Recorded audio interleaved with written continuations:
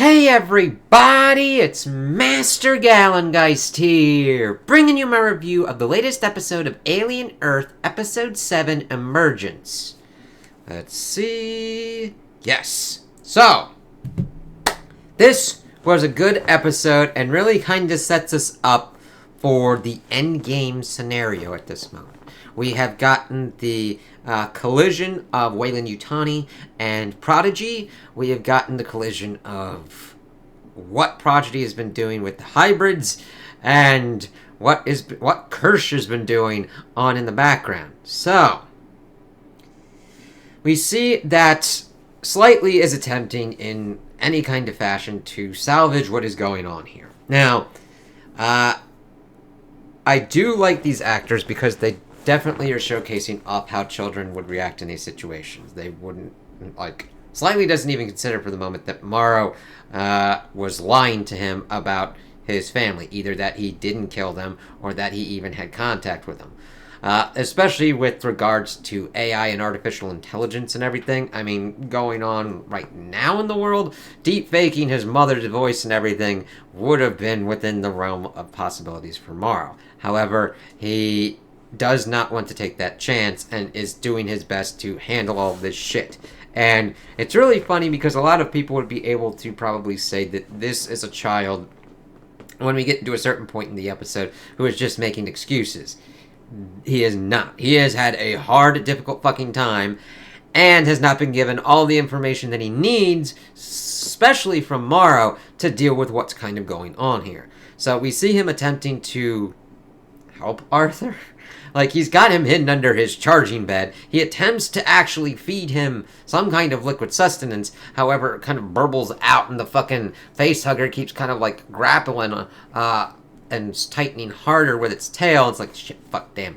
And of course, Smee's popping up and be like, dude, what the fuck you doing? Let's play and shit. And it's like, yeah. And that's, of course, when he finds out what's going on. He's like, what the fuck? And, of course, Slightly tells him that, he'll be fine.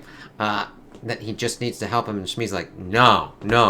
He's like, my parents, my family, I need help. And he's able, and Shmi's like, fine. And I'm like, damn it. And I kind of love this, because even though it's kind of basic friend kind of stuff, when we get on later, he's like, you lied to me, I'm done with this shit. And it's like, yeah, I don't blame you, Shmi. It's like, holy fucking shit. So they then get on this kind of crusade of attempting to get Arthur out. So since this has certain kind of points, I can that kind of lump together. I'm going to continue on with this. We've also got Wendy and dealing with kind of Cavalier and Kirsch before they kind of split off. Kirsch kind of weaves back in throughout various different kind of points, mainly in regards to Slightly and Shmi.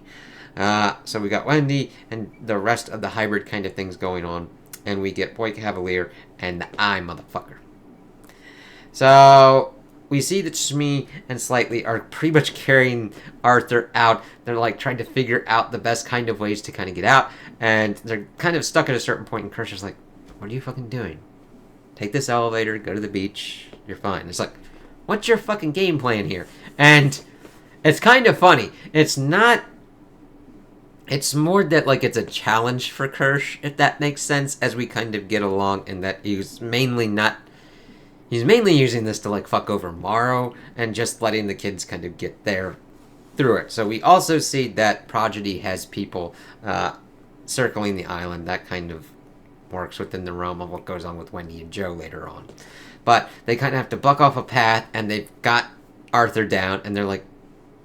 Then, after, getting and hiding from the patrol, they come back to Arthur, and he's gone. It's like, what the fuck's going on here? Then we see the facehugger drop from the place, and Arthur's like, what the fuck's going on? And they try to lie as best as they can that there was, a gas leak, that they saved him, and that they need to get to the beach, and that's where his wife's at, because he didn't want to leave things badly with his wife. And as he's going further on, he's like...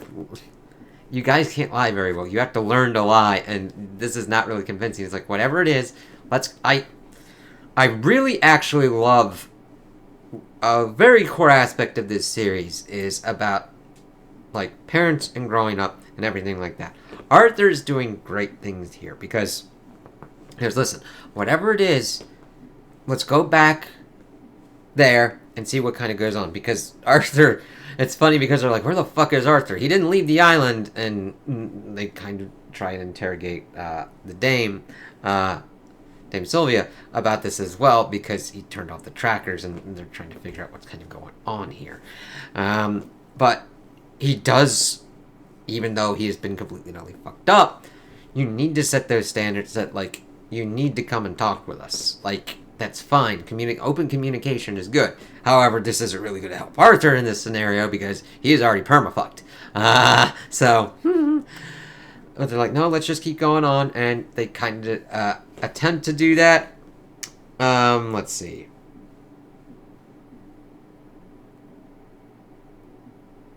But that's, of course, when the Xenomorph chest bursts, and it's very effectively done. Fucking love the effects on this. They know what to do. And they're like, what the fuck? What the fuck? And Smee's like, you said he'd be alright. And that this would be okay. And the thing is, Slightly is like, where is it? Where is it? And I lost track of it. And he's like, come on, just help me. Just help me. And Smee is just fucking pissed that he was betrayed like this. He's like, you said he'd be okay. And just keeps dragging the body there. They, of course, get to the beach. Slightly is explaining to Mara what was going on. I was like, fuck this shit, and pretty much takes him captive, and they just dump Arthur's body into the water. Also, another kind of weird thing is, like, sometimes this is more in regards to Wendy's segments, that they do this kind of flash, not completely flashback, but this, like, kind of, like, transparent kind of thing, where they've got another kind of scene overlaid on it, and, like, it didn't really work for me. I'm fine if you've just got the noise or, like, the sound effects in the background of, like, okay, they're thinking about this kind of stuff. That's fine with me. The other kind of stuff is just kind of like, we don't really need a full... I understand probably not going full flashback, but it just didn't work for me. I understand the artistic intent. It just didn't fit with me, but that's kind of, like, the only real negative I've got. And it's more just, like, a subjective, like, I could have done without it, more than, like, it completely fucking something up. So, we also see that we get the chest burster kind of going around, but then somebody fucking captures it. Like, what the fuck? So, we get Morrow and his Weyland-Yutani group kind of going through. We got one section going off on one part, and then Morrow and the boys going into a main section. We see that Kirscher's the one that captures. He's like, checkmate, motherfuckers. And pretty much captures Morrow, gets the boys back, and was like, yeah, I won, bitch. What'd you want? It's like, shit. So we'll have to see what kind of goes on with this. We'll have to see if this lines up, because this kind of happened, I believe, later than stuff that we see with Boy Cavalier. So we'll hold off on that. Let's see here. Okay.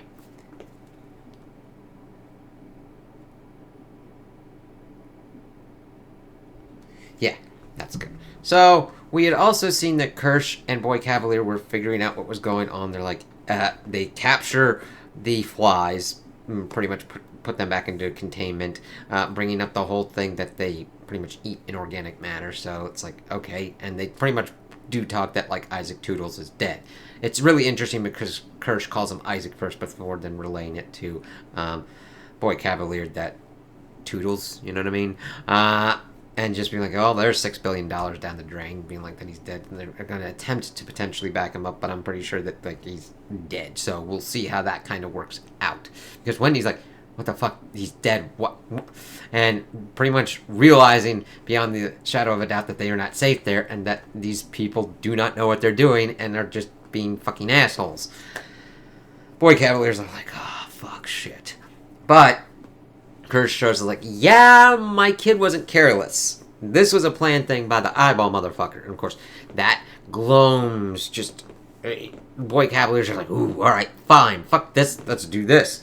I bring this up because he then attempts to communicate with the eyeball, it being able to recognize pi and pretty much spout out numbers and also shit on command to be like, fuck you, you asshole. Like, ooh, we need to put this in, like, another host, someone dumb, to see if it could like up their IQ, like a mold scrubber, or I know the perfect host. I think he's thinking of Joe because at this point I don't believe Morrow was captured at this point. However, Morrow is also an acceptable kind of choice, I believe, but I really think he fucking hates Joe and would just fucking want to use him on his ass because he thinks he's the stupidest motherfucker ever. So we'll see how that kind of works out.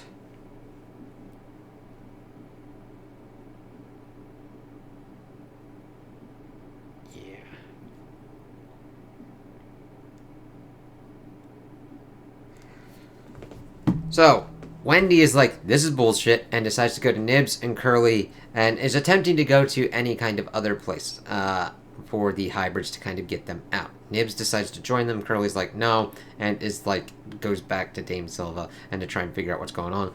Boy Cavalier, of course, confronts Dame Silva to figure out what's going on with the husband and to tell him what's going on because she'd be the only one that knew. And she's like, I don't know, I'm turning off the trackers and all that.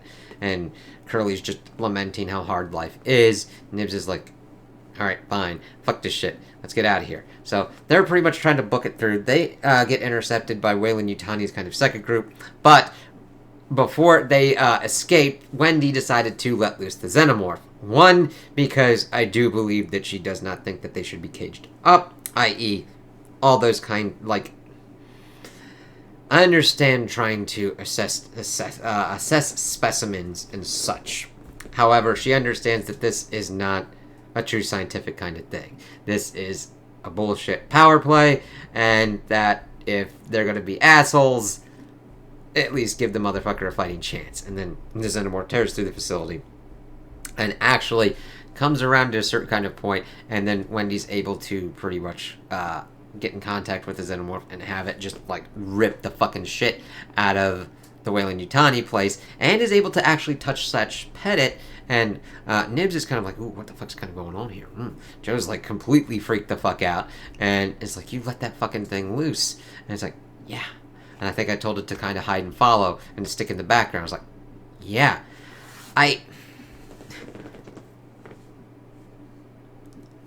Even though I'm a older brother, and I would be like, try and do this as like bloodlessly as possible. These motherfuckers believe that they own Wendy, and they believe that they own the Xenomorphs and shit like that. That's not how this shit works. Alright? And Wendy's even coming to that realization of like, now, this could push her into megalomania territory and for her becoming maybe a villain, but I hope that it goes into more of her being self-actualized and being able to temper certain kind of things. However, she has to go through a rebellion phase and fuck these motherfuckers up first. So, it is interesting that they're tag teaming to kind of get through this and get off of this island. I think that it should be done as minimally bloodlessly as possible. But the thing is, you also have to think that these scientists are working on the same kind of stuff and are in this kind of machine system that are doing the things just as badly. I like trying to figure out these moral quandaries. Would I do that? No. Would I figure out a better way to let loose the Xenomorph so that way it would cause as minimal casualties as possible and get it like in a position where it's free? Because yes, it's the perfect killing machine. I still don't believe it should be locked up and fucked around with by those assholes just for their own pure profit motive. If you're attempting to understand the species and be like, okay, I want to make sure that I don't fucking piss this thing off. I mean, locking it up is going to piss the fucking thing off, but you know what I mean? Like, learn about it and be like, what the fuck? Wendy has a dialogue with it. So they pretty much get to the boat, and that's, of course, where Joe's old unit pretty much is popping off. They're attempting to subdue him and the rest of them, and they're starting to fight. Nibs is like, eat my ass with a blade of grass, and I'm gonna show you my fucking lawnmower, bitch. And just starts killing some motherfuckers. It's like, yeah, they are not gonna let these people go. Joe, of course, then uses a taser thing that just, like, takes her out. And Wendy's like, what the fuck did you do? And the Xenomorph's kind of watching in the distance like, I don't know what the fuck to do, because she hasn't set any kind of boundaries or anything. Like, well, parameters, orders, or whatnot. If if you can order around a xenomorph. I mean, the xenomorph kind of is understanding. They're like, all right, they're fucking getting out. Let me try and, like, at least piggyback on this shit to see what kind of goes on and if I could potentially get off of this thing. I don't know what the fuck this place is, so let us see. I know metal shit and glass shit, so let's see what goes on here. But I do understand Wendy's horror of what Joe's done. Like, are you helping us or are you not helping us? And yeah, that's more of the child kind of thing. I'm like, okay, they're trying to get off of this, and they're trying to, like, the only one they can really kill is Joe. And that leaves more credence to me of, like, Boy Cavalier putting the eyeball motherfucker into Joe, which would be a very interesting kind of thing if it gets to that point of, like, the changes that could go on of what's going on, and if potentially he becomes antagonist towards Wendy/Marcy. We'll have to see on that, but Joe himself is already kind of on her shit list for him doing what he did to Nibs. Nibs already has some kind of control issues, so I don't blame him. For, like, tasing her ass out. Now, they were pretty much in a kind of shit-ass scenario, but this is probably one of the betrayal moments that will probably stick with Marcy, and she will probably be like, screw this, because we did even see things of her pretty much starting to foment the rebellion with the hybrids, because it looks like they just decided, you know what, fuck this shit, we're gonna lock them all in a room if we need to fucking lobotomize their asses, so that way we can show them off to shareholders, so we can do products. We're gonna do it. And Wendy ain't gonna have that shit. And of course, we've got a little xenomorph, which probably will fight the big xenomorph if we get a long enough timeline that they have pretty much get it to grow up. We'll also have to see if they finally give us some more kind of action on the plant one. Now, it's a plant, so there's not a lot you can do unless the... No, I think the mold was kind of... the mold stuff was definitely going on before the plant got there. So what would happen if the plant's been spreading some shit throughout the rest of the season, and then it just fucking takes over the entire complex? That'd be pretty cool. But otherwise, I'm, like, waiting for them to actually do something with that plant. I mean... they've done really good stuff with their other ones so far. I mean, the tick was pretty much pulled early in the beginning of the season, so it's like, same with the eye, but they've been doing more to set the eye up as a nice kind of a similar kind of force to the Xenomorph. Xenomorph, of course, has taken up most of the kind of runtime, because, it's alien. So, yeah, you kind of want some Xenomorph stuff, which I've liked what they've done so far. There's a lot of interesting things. We'll have to see what goes on, how this will end. I'm intrigued. I'm liking to see what's kind of going on. What is going to go on with Slightly and Shmi. What factions we probably get out of the hybrids if they are able to unite together, and what kind of shit they decide to do. If Kirsch is just like, fuck this shit, I might, like, try and take up and get these kids out of here just for his own kind of things, because he's more of the synth scientist. Boy Cavalier, we'll have to see. He's definitely...